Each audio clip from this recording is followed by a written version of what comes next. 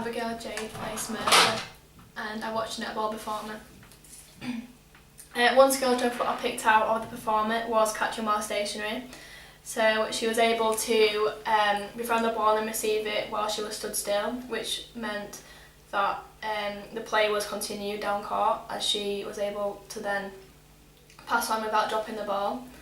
Another skill strength that I picked out was passing over any distance. So she was able to catch the ball and then pass it to either like short distance, so to a centre who was like most of the time at top of the circle, and then she was able to swing the ball also to the other side of the court if there were no options like around her. Another skill strength that I picked out was man-to-man marking. This was effective as when she was defending, like on a backline pass, she was able to mark her player and kind of like restrict her from getting the ball, which also put pressure on her opposing player, which meant that like the option of passing to her player was like eliminated as she wasn't free, like she was tightly marked. This impacted her overall performance was that the transition down court was extremely effective as the ball was able to be transferred to each player and she contributed to the transferring of the ball down court. A fitness strength that I picked out was her agility. So she was able to effectively dodge and move around court in control but also at pace. This meant that she could get free and receive a pass, and she could also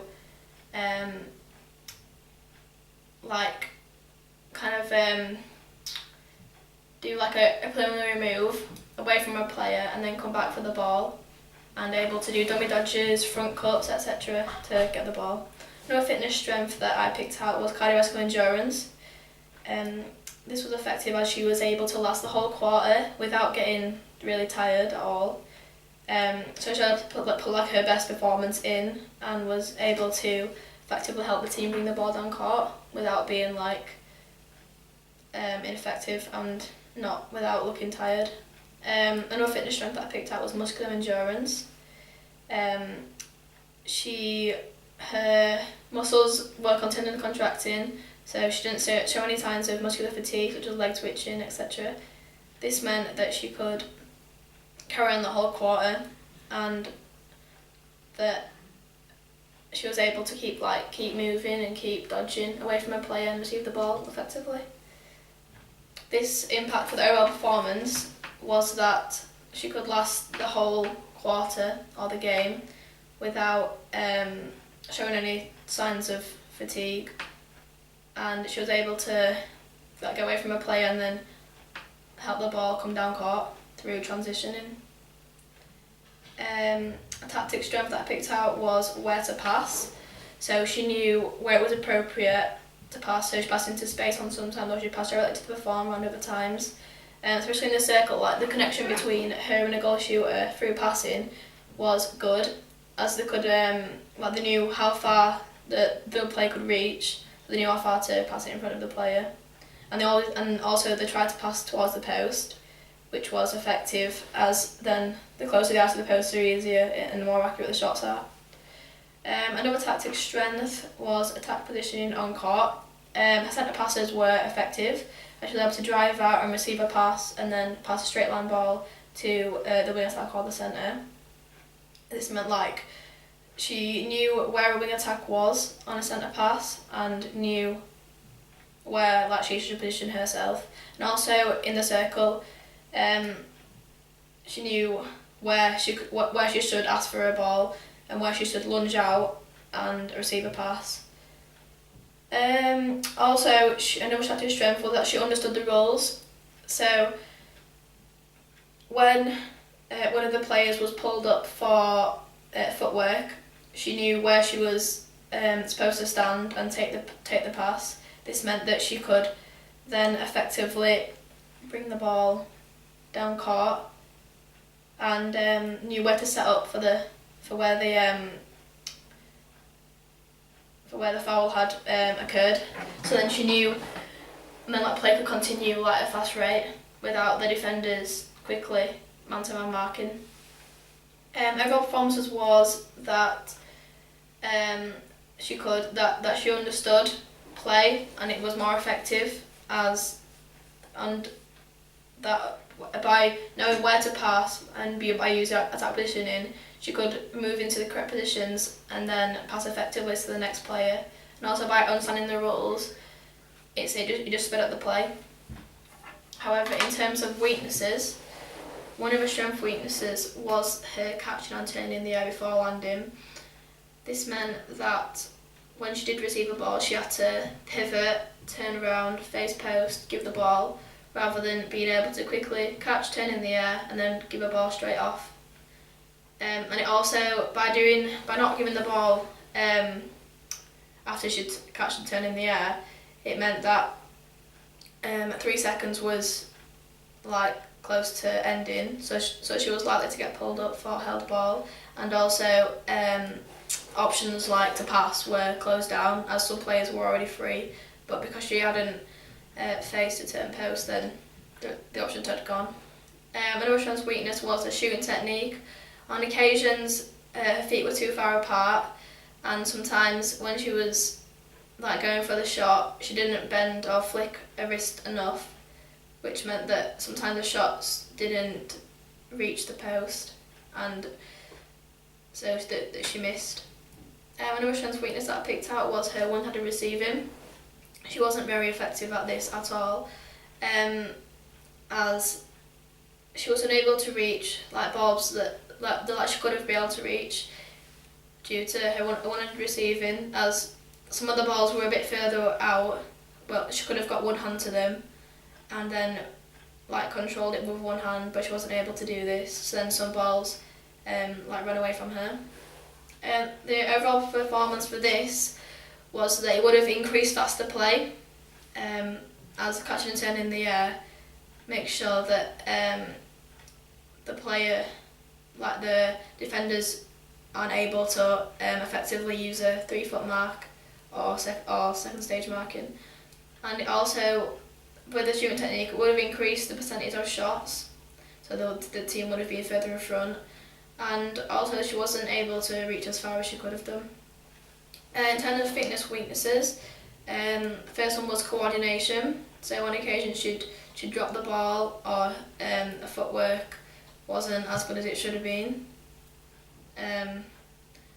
This was more to do with like her hand-eye coordination.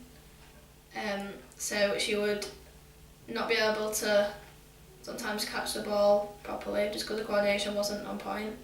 Another fitness weakness was flexibility. So same with that one-handed receiving in the skill, flexibility could have been improved, which would have meant she would have been able to catch further balls and then hopefully being able to get 1 or more interceptions, and 2, being able to reach further when she was attacking. Fitness weakness 3 was balance. So on occasions she would shoot unbalanced, which was ineffective at shooting, as she was not on like a balanced surface. So when she was trying to get accuracy, it wasn't as accurate as it could have been. And also when she was passing, some of her passes were a bit dodgy because she weren't balanced. Her overall performance was that, how it impacted her overall performance was that she would have been able to reach further for balls if she would have been more flexible and avoided footwork if her coordination and balance was better.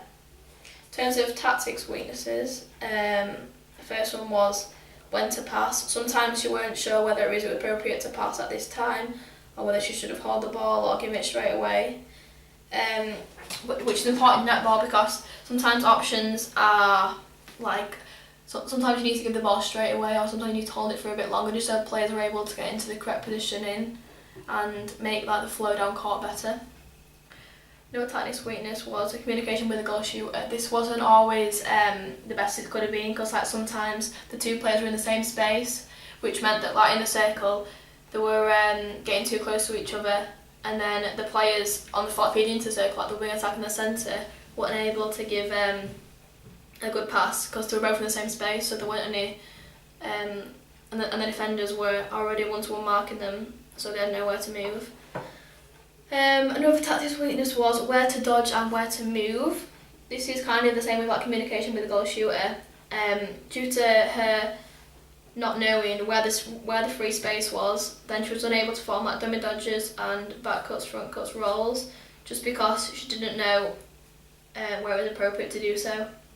Its overall performance was that sometimes in the circle they would clash, which meant that the performers could easily become ball side, and also that the players on the outside, so the wing attack in the centre, held the ball for too long, which meant they were pulled up for held ball, because you're not allowed to hold the ball for 3 seconds, and also sometimes they would force the ball into the circle, which was just not appropriate.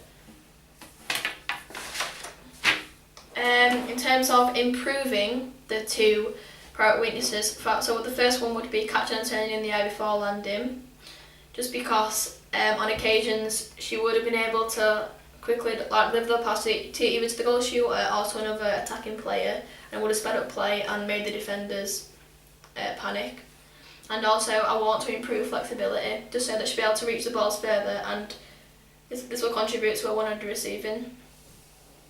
I will do a development plan which is 2 to 3 months long. I would use this time 12 weeks, as that's how long it takes adaptations to occur to the body. And also with the long-term memory, it allows the performer to repeat movement skills, which is adjacent to the Quake and Lockhart's levels of processing, so she'll be able to use different modes of levels of processing to get into her head, into long-term memory, and store as motor programs. For the skill, for weeks 1 to 4, I would like her to do sessions that are 45 minutes long and twice a week. In the first, so we'd start with a warm-up, which would increase a heart rate, increase O2 to the working muscles, and increase concentration. This will enable the player to get in the zone and to effectively perform, and also it prevents injury. I would like to use distributed practice to perform the skill, as it allows for rest and for fast epoch to occur, so that PC stores are replenished and myoglobin is also replenished, and it also allows for feedback to be given by the coach, both verbally and mechanically. Verbally, just so that the player can receive feedback and then work on it, on that specific skills, and then mechanically that the coach can place the performer in the correct position so that she is able to kind of get like a kinesthesis feeling of what it should look like. Before the drill, I'd make sure that they watch a demo. This would be a visual guidance form. This allows the performer to create a mental picture of the skill before performing it, so they know what it looks like.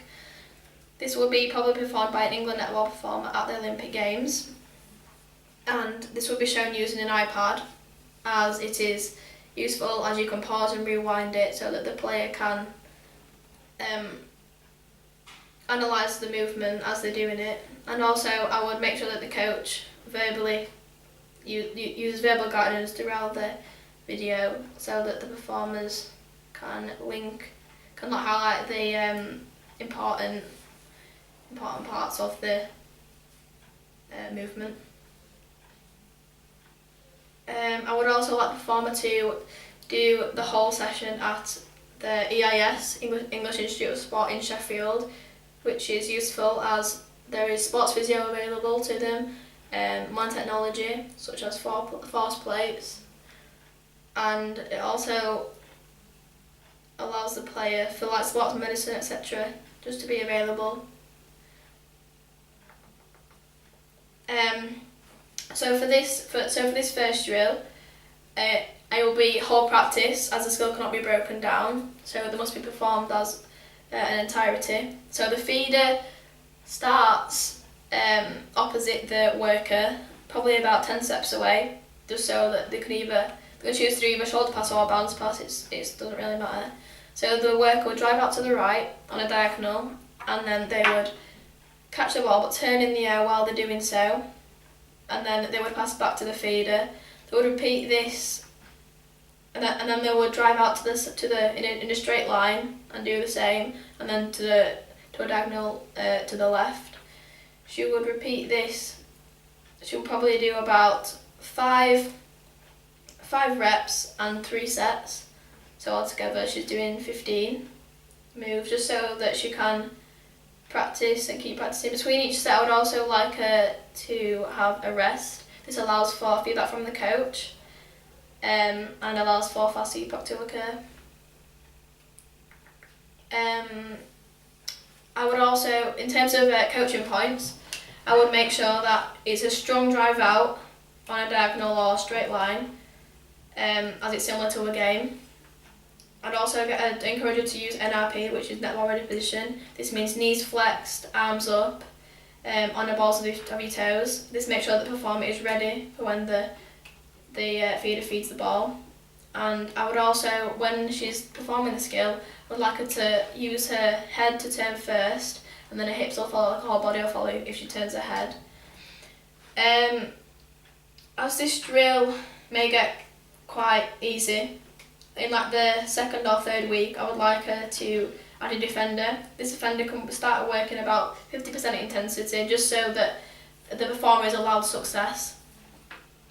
But then I would also like the defender to keep increasing intensity, just to make sure that the performer doesn't become lazy, and that sometimes they do, the ball does become incepted, so then she can find out new ways to do it, and maybe even use different movement skills such as front cut, back cut, roll to get the ball.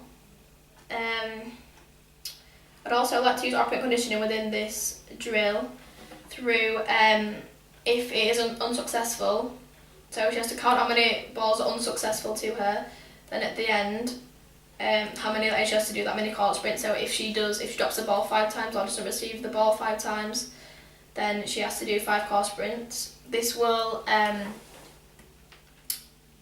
decrease the stimulus response, and hopefully encourage the performer to improve. And also, however, if she does do a successful movement, she will gain 2 points. In terms of after the session, I would also like the performer to concentrate on a carbohydrate intake,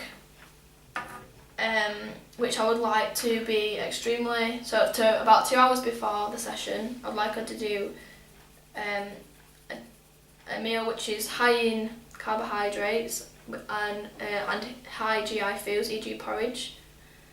This will ensure the performer has increased glycogen stores and increased endurance capacity to perform the session, so they can perform to the best ability.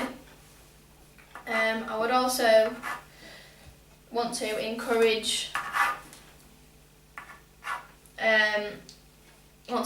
hydration throughout the session and after the session. This will avoid increased blood viscosity, as blood will not be taken from the blood plasma around the body, so that the blood can flow easily to working muscles and oxygen can be delivered. And it also helps to remove waste. In terms of after the session, I would like a cool down to be taken care of. This will maintain heart rate, venous return, and will remove waste products. This can start with a moderate intensity activity, such as jogging. So you can do 2 jogs there and back, and then 2 skips there and back, and then 2 walks. And will also decrease the DOM, which is delayed onset muscle soreness, for afterwards. In terms of weeks 5 to 8, I would also like a warm-up to occur. So this should include a pulse raiser, such as 5 jogs from backline to backline, then 5 high knees all the way from jog from the backline to the first transverse line, then high knees, then jog to the end. Repeat that 5 times. Same with heel flicks, and then with side steps, I was wanting them to side step all the way there and all the way back. Then I would encourage dynamic stretching, which is, it increases the range of movement at a joint and prepares the body and the muscle at the joint for exercise. Just because this could include lunge walks, which is essential for when she's in the circle, when she's asking for the ball, she'll need to use a lunge to be able to, one, remain close to the post, and two, receive a pass in front of the defender. And then I'd also like in this warm-up to be a sport-specific drill. So this could be such as the up, down, stop and go drill. So up means that the performer touches the ground, down means that they jump up in the air, stop means that they carry on jogging, and go means that they stop. So this develops selective attention, which is essential in Atkinson and Schifrin's multi-style model, as the performer has to concentrate on just one aspect. So which will be, in this instance, it will be the coach's voice shouting the commands, and also avoid them getting distracted by other people. For 5 to 8, I want to include 2 feeders. So the worker is in the middle and the feeders are at are opposite to each other, and the worker in the middle, probably about 20 steps away from each other. So the worker will drive out on a diagonal to the right. The feeder will feed the ball to the worker and they will catch and turn in the air. They will then feed the ball, preferably a shoulder pass, so making sure that their arm is at a right angle and they step through with the opposite leg. And we're aiming for more like the flat and fast ball to avoid it getting intercepted. So then the player will feed the ball to the other feeder, and then they would then set up again in the middle, then drive out again to the right, and then do the same. So catch and turn in the air, feed the ball to the feeder. This can be repeated with a straight line and a diagonal to the left. This will also be repeated. They'll do 10 reps and 3 sets. Between each set, allow for rest so they can have a drink, stay hydrated, and allow for feedback from the coach. This is based on making sure that there's a strong drive out for the ball, which is similar to a game, like on a centre pass. Netball ready position, like I said in weeks 1 to 4, so knees flexed, balls on their feet, hands up, ready. And then making sure that they turn the head first before anything else, so that the entire body will follow and you can quickly transition to the next player. In terms of developing this drill, I would like to add a defender, which they'll start off working about 50% and then increase to 100%. I want to start with promoting success. So it's about making sure that the drill actually is achievable for the worker, otherwise they may get frustrated, which can lead to aggression, which is not what we need. We need the player to keep concentrating and keep their sports confidence high. Which will basically by increasing the intensity of defending, it will increase the difficulty of the drill. And then I want to end the session with a cool down, which again maintains heart rate, venous return, and removes waste products. In terms of weeks 9 to 12, I would like to put this all into a half-court game, which is much more like a real game situation, as the goal attack can use this to her advantage on a centre pass. So as she drives out for the ball, she can quickly turn in the air before landing, then give a straight line pass to her wing attackers, hopefully drove for a straight line pass into the pocket. And it's much more like using a game. I would start with so the players would also up as like they do for a normal centre pass, and the goal attacker's main job would be to drive out for the ball, so it will be them that are receiving the pass. So they will drive out for the ball, catch and turn in the air, and then their wing attack would drive for a straight line ball into the pocket, like next to the circle, and then the goal attack would hopefully feed an accurate pass to them, and then they would be able to drive into the circle. This should also include a warm-up at the start of the session and a cool-down, as previously said in weeks 1 to 4 and 5 to 8. My performer may also be encouraged by other performers that are in her team or by professionals to take EPO, which increases the red blood cell count and therefore increases aerobic capacity and increases oxygen to the working muscles.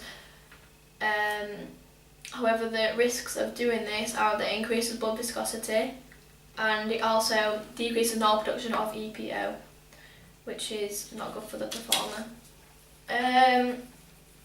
In terms of how many times I want the performer to do this, in weeks 9 to 12 I'd like them to do an hour session, but I'd like them to do it 3 times a week, just so that they are continually practicing and then getting into long-term memory.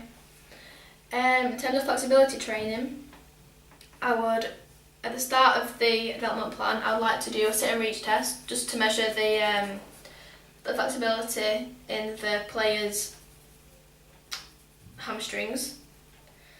However, this is good as it measures like how flexible a person is, and it's very accurate, and it's easy to do. However, it only measures the performer's hamstring like flexibility, so it doesn't measure the quadriceps or the arm, etc. Which isn't as good for netball. So I would start by doing some dynamic stretching, which increases range of movement and prepares the performer for the demands of the sport. I would start by doing lunge walking, so the performer starts with the feet together and then steps forward and then drops the back knee, and the stretch should be felt in their hamstring, and then they can repeat this 10 times on each leg. I would also encourage them to do start with the feet together. A calf stretch, a gastrocnemius stretch would be where they keep the feet together, then they step forward with their left foot and bend their right leg. This will stretch the left gastrocnemius, and then they can alternate legs and repeat this 10 times on each leg. I'd also like them to do some ankle stretches. So they remain with feet together and they put the left or right leg forward and then pull the leg towards them. This also stretches the ankle. And with arm stretches, I would also like them to start with the arms at the side, feet shoulder width apart, and then bring their arm across the chest, and then put their other arm underneath their arm, and then stretch, and making sure that their arm is not on the elbow, as it can cause damage to the elbow. I'd also like them to hold this for 30 seconds and repeat 3 times. In terms of another way to increase flexibility, I would like to do static stretching. This increases the range of movement at a joint, but it's not as specific as dynamic stretching to the netball, but it does increase flexibility as on a whole. This can be done by doing lunges, so you get your feet together and then you put your left or your right leg forward and then drop your back knee towards the floor, and then you alternate legs. Also side steps and squat. So the player starts with the feet together and then they take a step to the side and then drop down into a squat, so they lower down to the floor. And then also I'd like them to do high knees and hold. So they start with the feet together and then they can do high knees on the spot, and then they get one of the legs and they bring the knee up towards the chest while staying balanced. And I also like to do heel flicks and hold, which is essentially the same as high knees, but they're stretching their the rectus femoris. So they would start with the feet together, then they would do heel flicks for about 5 times, and then they'd grab the back of the leg and pull it towards the bottom. Yeah, and then I'd like to end this session, start it with a warm up. So start with like a moderate intensity pulse raiser, and then lead this into a dynamic stretching, and then into a specific drill, and then end with a cool down.